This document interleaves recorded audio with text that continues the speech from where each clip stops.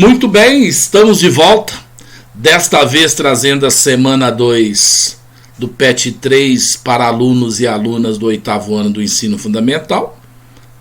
Aqui é o professor Marcos Casella, professor de História de vocês. Portanto, seja bem-vinda, seja bem-vindo à nossa videoaula. Semana 2 do PET 3, 8º ano do ensino fundamental, Brasil. Tema: Brasil, Império, Primeiro Reinado, 1822-1831. Entre as semanas 2 e 5 deste PET, plano de estudo tutorado, iremos construir as habilidades 15 e 18 do currículo de História do 8º ano. Isso será feito de forma paulatina e de forma a lhe trazer os elementos necessários para entender os aspectos políticos, econômicos, sociais e culturais do período imperial brasileiro. Nessa semana, ou seja, a semana 2, veremos esses aspectos durante o reinado do imperador Dom Pedro I. Reconhecimento da independência e a Constituição de 1824. Após a declaração de independência do Brasil em 7 de setembro de 1822, algumas províncias controladas pela elite comercial e política portuguesa não reconheceram o governo sediado no Rio de Janeiro. Em províncias como Pará e Bahia, ocorreram, portanto, confrontos bélicos entre os defensores da monarquia portuguesa e o governo imperial brasileiro. A Bahia ficou independente da resistência portuguesa em 2 de julho de 1823. No fim do mesmo ano, a última província do Grão-Pará adere à independência. Portanto, aí temos que pensar que a Bahia, algumas províncias como a Bahia e o Pará, não aceitaram a independência. A Bahia também se proclamou independente aí, mas durou pouco, o famoso 2 de julho baiano. O primeiro país a reconhecer o Império Brasileiro foram os Estados Unidos da América, em 1824. Esse reconhecimento está atrelado à chamada doutrina Monroe, política estadunidense, que visava eliminar a influência europeia na América e aumentar a dos Estados Unidos em todo o continente americano. Em 1825, após uma negociação mediada pelos ingleses, Portugal pede uma indenização de 2 milhões de libras e reconhece assim a independência do Brasil. E esses 2 milhões de libras, já que o Brasil não tinha esse dinheiro, foi pago com crédito pego junto aos ingleses, ok? Em 1826, o rei português Dom João VI faleceu e o herdeiro do trono é o imperador brasileiro, Dom Pedro I.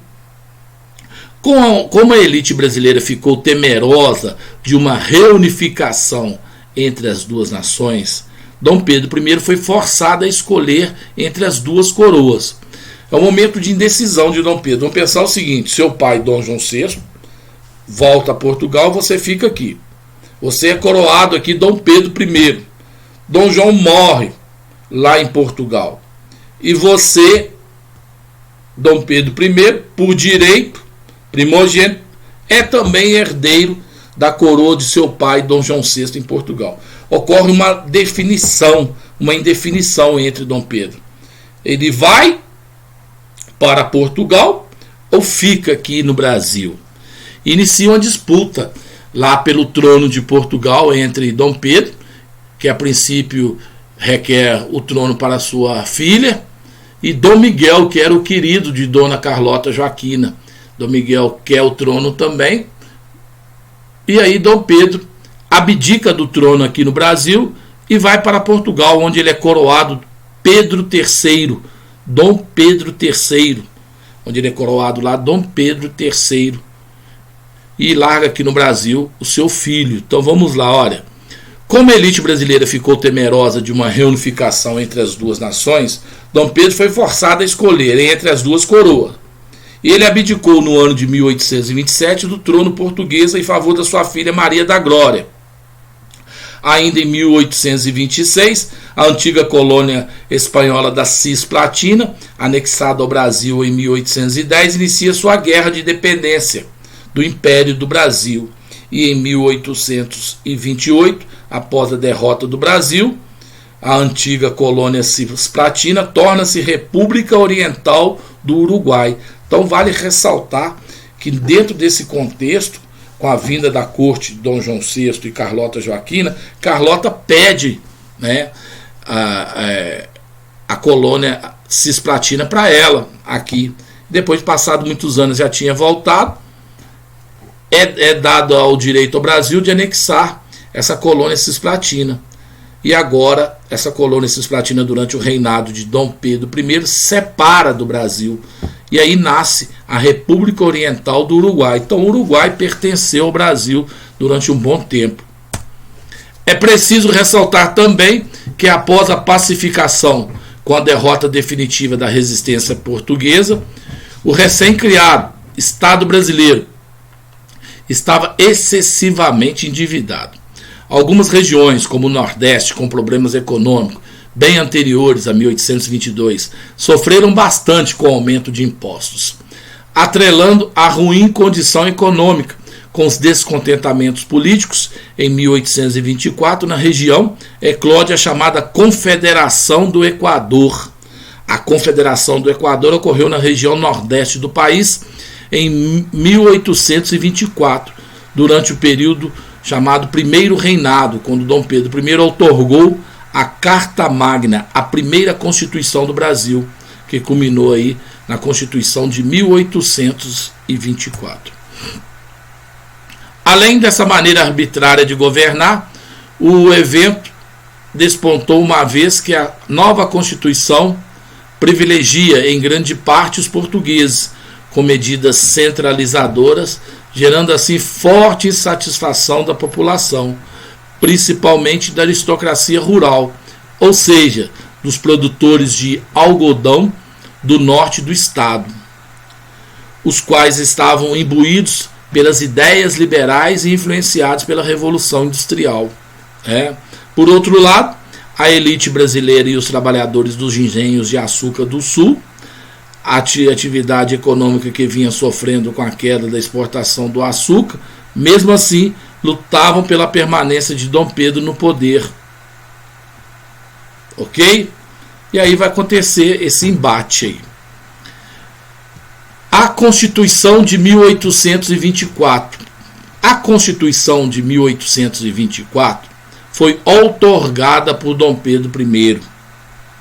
Tinha como principais características Estado centralizado, monarquia hereditária, voto censitário masculino, ou seja, só votava quem tinha uma renda mínima, 4 poderes. Aí está uma inovação de Dom Pedro, já que a gente sabe que, segundo Montesquieu, o poder tem que ser dividido em 3: executivo, legislativo e judiciário. Dom Pedro cria aí o 4º poder, o chamado poder moderador, que controlava os outros 3 poderes. Isto mostra o forte autoritarismo de Dom Pedro I. A adoção da monarquia constitucional ia de acordo com as transformações políticas da Europa da época. Porém, para garantir o seu total controle, Dom Pedro criou o poder moderador, 4º poder, com o qual controlava os outros 3 poderes. Ou seja, o Império Brasileiro se tornava aí um Estado absolutista.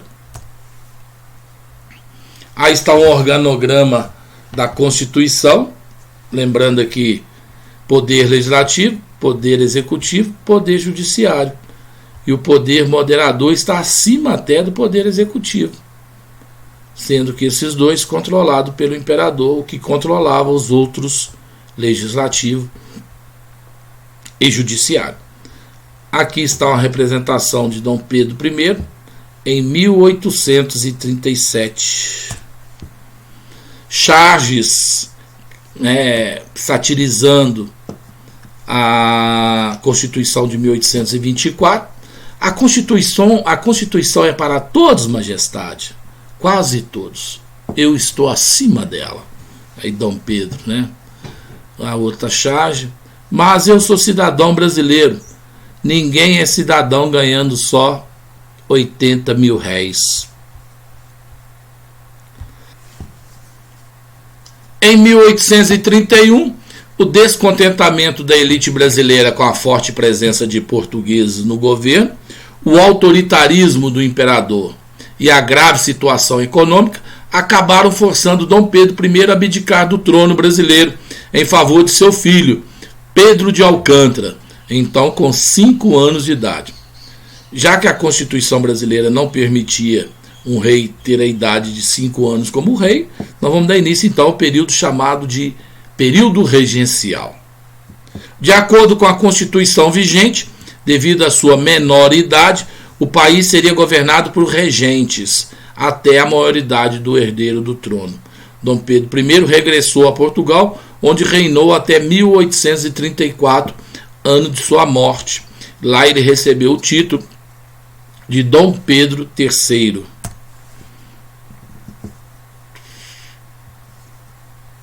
Aqui mostra os partidos políticos durante o primeiro reinado: Partido Político Liberal, Partido Português. O Partido Brasileiro era liberal, o português absolutista. Né? Aqui está um esquema dos partidos. E aqui uma charge satirizando de um lado Brasil, do outro Portugal. Dom Pedro aí, a indecisão de Dom Pedro. Aqui um cofrinho, né? Dinheiro, aqui o dinheiro, e Portugal a falência, né? E aí Dom Pedro ainda prefere ir para Portugal. Muitos achavam que Dom Pedro na realidade era mais português do que brasileiro. Portanto, assim a gente fecha essa semana 2 do PET 3/2021. Todos vocês que estiveram comigo até agora, muito obrigado. Se você ainda não se inscreveu no nosso canal, se inscreva, é importante. Ative o sininho para receber notificações sempre de novas publicações e postagens. E até daqui a pouquinho, quando eu retorno com a semana 3, 8º ano, alunos do 8º ano, tá ok? Então até daqui a pouquinho, valeu!